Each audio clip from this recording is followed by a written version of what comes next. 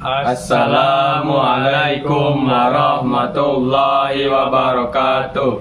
Kami dari kelompok bab 5 akan membacakan tentang hadis beserta ayatnya.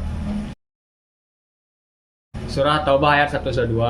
A'udzu billahi minasyaitonir rajim. Bismillahirrahmanirrahim.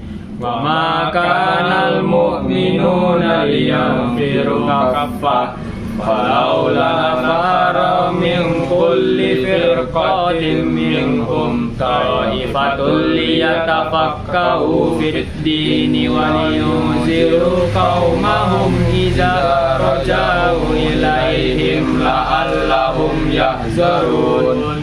Artinya, tidak sepatutnya orang-orang mukmin pergi semuanya ke medan perang. Mengapa sebagian dari setiap golongan di antara mereka tidak pergi tinggal bersama Rasulullah untuk memperdalam pengetahuan agama mereka dan memberi peringatan kepada kaumnya apabila mereka telah kembali agar mereka dapat menjaga dirinya. Kandungan surah Taubah ayat 122. Yaitu surah Taubah ayat 122 berisi tentang pentingnya menuntut ilmu. Berdasarkan ayat tersebut, menurut ilmu bagian dari berjuang di jalan Allah Subhanahu wa taala, Allah Subhanahu wa taala memerintahkan agar umat Islam tidak semuanya pergi ke medan pertempuran untuk membela agama Allah Subhanahu wa taala. Allah Subhanahu wa taala memerintahkan agar sebagian dari mereka menuntut ilmu agama. Kemudian ilmu disebarluaskan kepada seluruh lapisan masyarakat sehingga semua orang dapat mengetahui hukum-hukum Allah Subhanahu wa taala yang benar. Makna ayat ini tidak sepatutnya bagi mukminin pergi semuanya ke medan pertempuran, menunjukkan arti sebagian. Pada waktu tersebut, Nabi Muhammad SAW sedang berada di Madinah dan tidak ikut dalam pasukan yang menghadapi musuh. Kaum mukminin tidak dituntut berangkat semua.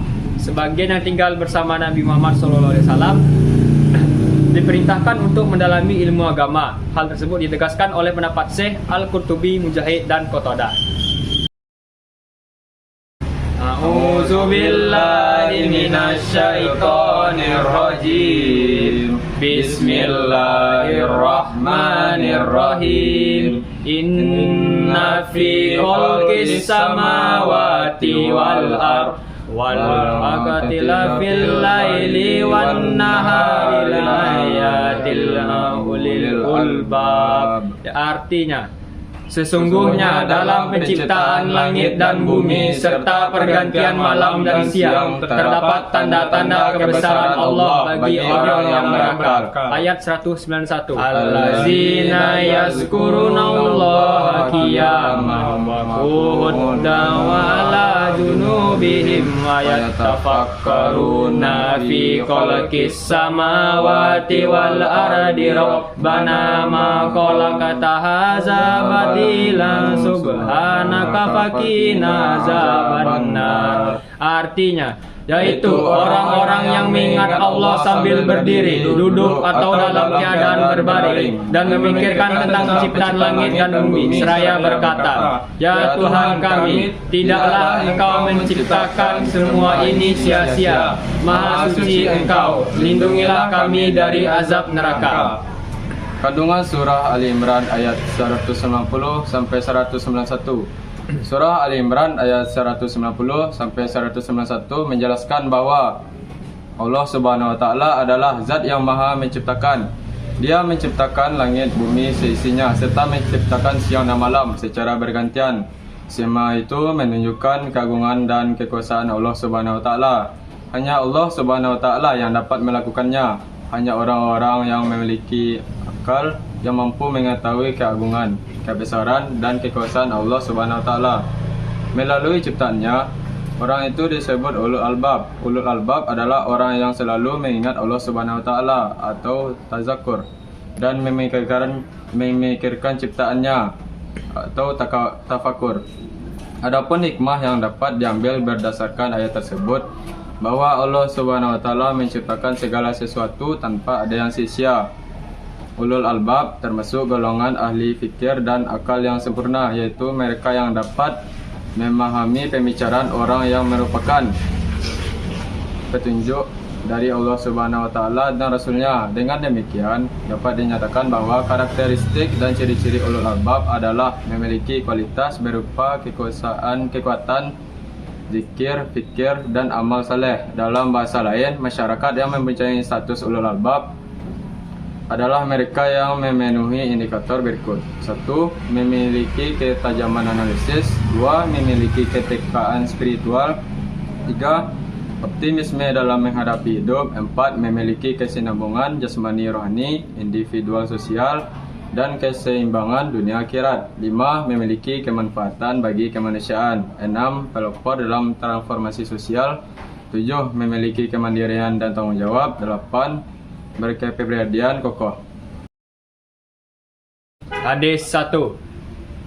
An Anas bin Malikin qala Rasulullah sallallahu alaihi wasallam talabul ilmi faridatun ala kulli muslimin wa wadi'ul ilmi inda ghairi ahli kamul lidil jauhara walulu'a wassahaba. Artinya, dari Anas bin Malik berkata, Rasulullah Shallallahu Alaihi Wasallam bersabda, mencari ilmu itu wajib bagi setiap muslim dan mendapatkan ilmu kepada yang bukan ahlinya, bagaikan memakaikan intan permata dan emas pada binatang babi. Kandungan hadis-hadis di atas menjelaskan bahwa menuntut ilmu adalah wajib bagi tiap-tiap umat muslim. Hakikatnya menuntut ilmu bukan hanya sekedar kewajiban, tetapi kebutuhan asasi setiap manusia. Setiap orang membutuhkan ilmu pengetahuan untuk mencapai tujuan kepada Allah Subhanahu wa taala. Ilmu sebagai jalan penerang untuk memperoleh kebahagiaan sejati di akhirat. Berdasarkan kondisi orang yang menuntut ilmu, kewajiban menuntut ilmu terbagi menjadi dua, yaitu fardu ain dan fardu kifayah. Menuntut ilmu dapat dikatakan fardu ain apabila orang muslim ingin melakukan ibadah atau bermuamalah, maka dia wajib mengetahui ilmu dari perbuatan yang akan dilakukan. Sedangkan dikatakan fardu kifayah apabila suatu ilmu sudah ada yang mempelajarinya dan menjadi sunnah bagi orang yang menuntut ilmu tersebut. Orang yang beriman tetapi tidak berilmu akan lemah. Begitu pula keimanan seseorang yang tidak didasari ilmu pengetahuan tidak akan kuat. Orang yang berilmu tetapi tidak beriman akan tersesat karena ilmu yang dimiliki tidak digunakan untuk kebaikan sesama. Menuntut ilmu tidak dapat dilakukan secara langsung, melainkan dengan cara bertahap. Al-Manawi dalam kitabnya menjelaskan bahwa setiap orang yang menuntut ilmu harus memiliki persiapan. Dia harus siap menerima ilmu dari guru. Guru yang mengajarkan ilmu harus memiliki kompetensi sesuai keilmuannya. Apabila suatu ilmu diajarkan oleh orang yang bukan ahlinya, akan terjadi kekeliruan urgensi pada ilmu tersebut. Dalam hal ini, perumpamaan bagi orang yang menuntut ilmu kepada bukan ahlinya adalah mengalungkan permata yang paling mulia kepada hewan yang paling hina. Hadis 2. An Abdillahi Amrin wa anna Nabiyya sallallahu alaihi wasallam wala baligu ani walau ayatan wa hadisu an bani Israila wala jawaman kazaba alayya muta'amidan falyatabbawa ma'adahu minan nar. Dari Abdullah bin Amr radhiyallahu anhu bahwa Nabi sallallahu alaihi wasallam bersabda, sampaikan dariku sekalipun hanya satu ayat yang ceritakan apa yang kalian dengar dari Bani Israel. Itu tidak apa dosa. Dan siapa yang berdusta atasku dengan sengaja, maka bersiap-siaplah menempati tempat duduknya di neraka. Kandungannya, hadis di atas menjelaskan tentang perintah Rasulullah SAW untuk menyampaikan ilmu yang kita miliki kepada orang lain. Hadis di atas juga menjelaskan bahwa kita diperbolehkan untuk mengambil pelajaran dari kisah-kisah Bani Israel. Dengan catatan hal itu tidak bertentangan dengan syariat agama Islam. Kita tidak diperbolehkan mendustakan atau memalsukan ajaran Rasulullah SAW. Siapa saja yang mendustakan akan dimasukkan ke neraka. Jika seseorang memiliki ilmu lalu menyampaikannya kepada orang lain dan bermanfaat bagi orang tersebut, maka perbuatannya merupakan amal jariah yang tidak terputus pahalanya meskipun telah meninggal. Adapun orang yang sengaja menyampaikan ilmu pengetahuan yang menyesatkan, maka akan dibalas oleh Allah Subhanahu wa taala dengan keburukan. Sekian dari kelompok 5. Assalamualaikum warahmatullahi wabarakatuh.